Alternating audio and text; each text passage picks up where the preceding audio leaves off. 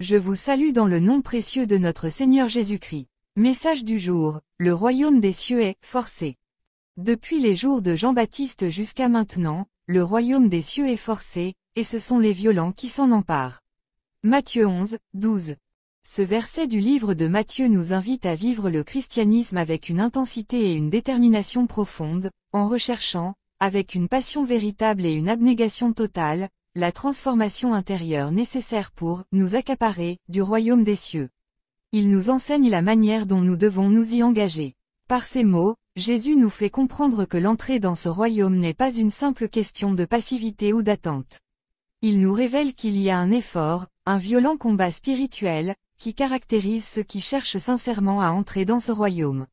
Les violents mentionnés ici ne font pas référence à une violence physique, mais plutôt à une urgence spirituelle et à un désir ardent de suivre Dieu, de lui obéir, d'entrer dans son plan, et de s'engager dans la lutte spirituelle pour la vérité. Cette violence se manifeste dans une volonté déterminée de se libérer des chaînes du péché, d'ouvrir son cœur à la volonté divine, et de lutter contre les forces qui cherchent à nous détourner de la voie du Seigneur. Jésus fait ici référence à des hommes de foi, tels que les premiers disciples, qui n'ont pas hésité à tout abandonner pour rechercher le royaume de Dieu.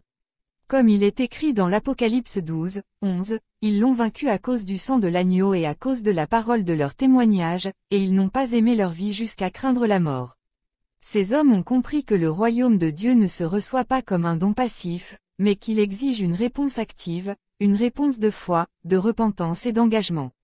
Cela implique une violence spirituelle et une radicalité dans nos choix. La foi chrétienne n'est pas une foi tiède ni conformiste.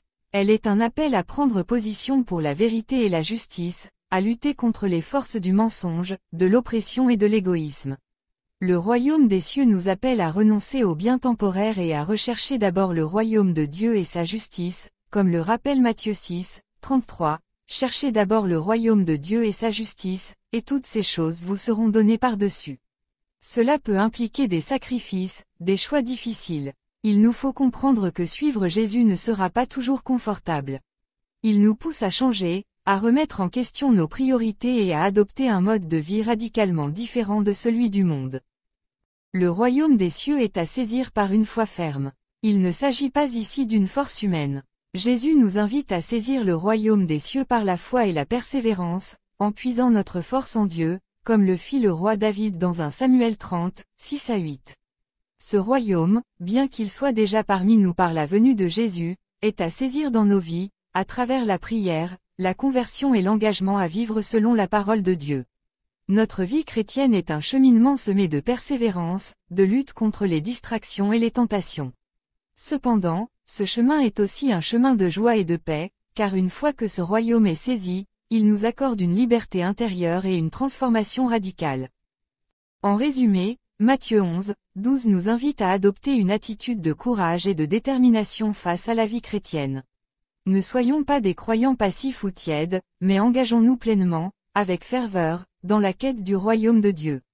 Soyons prêts à forcer notre entrée dans ce royaume, à nous abandonner totalement à sa volonté, à prendre des décisions radicales pour notre foi, et à persévérer dans la prière et l'amour, sachant que ce royaume est la source ultime de notre joie et de notre paix.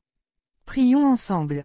Père céleste, ceins-moi de ta force et embrase-moi du feu de ton esprit, afin que je sois capable de m'emparer de ton royaume que tu as placé devant moi.